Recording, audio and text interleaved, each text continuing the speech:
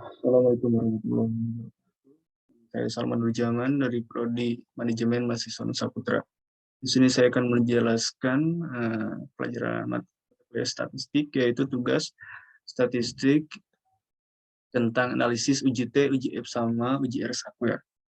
Baik, di sini saya akan menjelaskan tentang 3 uji itu. Pertama yaitu uji T, yaitu uji T ini di mana suatu pengujian yang dimana untuk mengetahui eh, hipotesis dari dugaan sementara itu.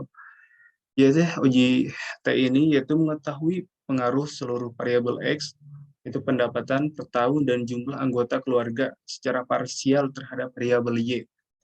Jadi variabel Y ini konsumsi per tahun.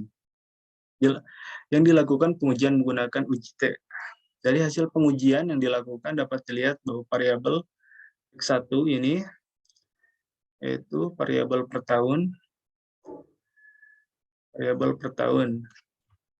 Yang kedua X2 yaitu jumlah anggota keluarga. Yang ketiga yaitu Y, konsumsi per tahun. Secara berurutan adalah 0,829 dan X2-nya 0,875. Dengan tingkat kepercayaan 0,05 itu 95%.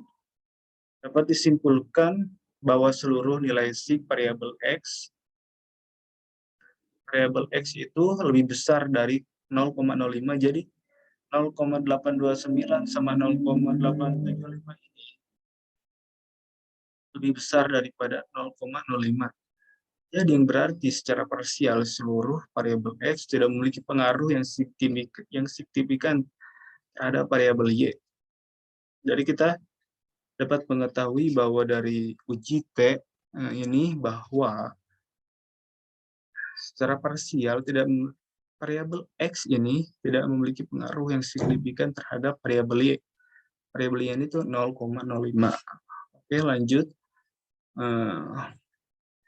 Yang kedua yaitu koefisien determinasi, yaitu uji R Square.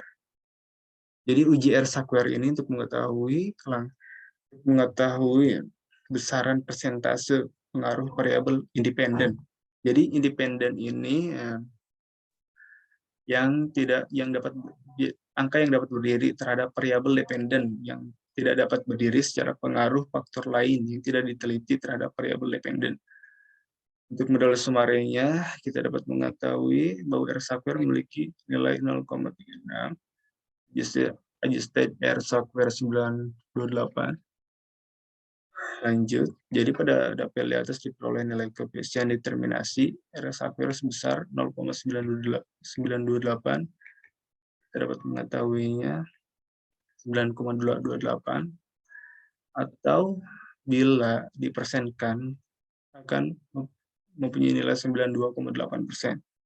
Jadi hal ini menunjukkan bahwa persentase pengaruh seluruh variabel X 9,8% terhadap variabel Y itu konsumsi per tahun.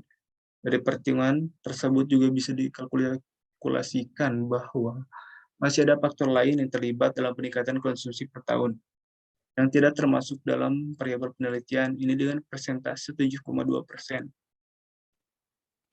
Jadi 7,2% ini dapat dari mana?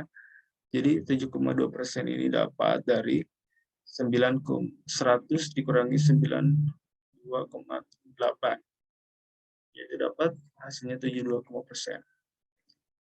Lanjut uji F. Jadi uji F ini untuk mengetahui.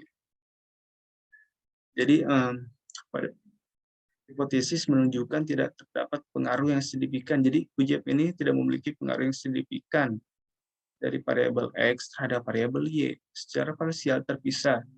Sehingga dalam lanjutan uji F dapat disimpulkan bahwa secara simultan bersama-sama variabel konstan dan variabel X1 dan X2 memiliki pengaruh yang signifikan terhadap variabel Y. Seperti yang ditunjukkan pada tabel, terdapat nilai C pada tingkat kepercayaan 95%.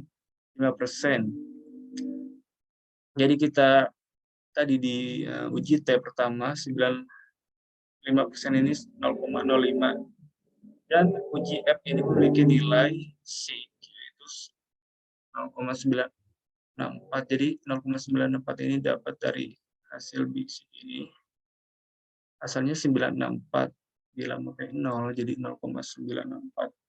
Jadi 0,964 ini lebih besar dari 0,05 yang artinya tidak tidak terdapat pengaruh yang signifikan antara variabel X terhadap variabel Y. Mungkin pengujian sudah sampai di sini dan dan saya ucapkan terima kasih pada Bapak dosen yang telah membimbing saya. Oke, mungkin sampai di sini penjelasan dari saya, kurang lebihnya mohon maaf. Assalamualaikum warahmatullahi wabarakatuh.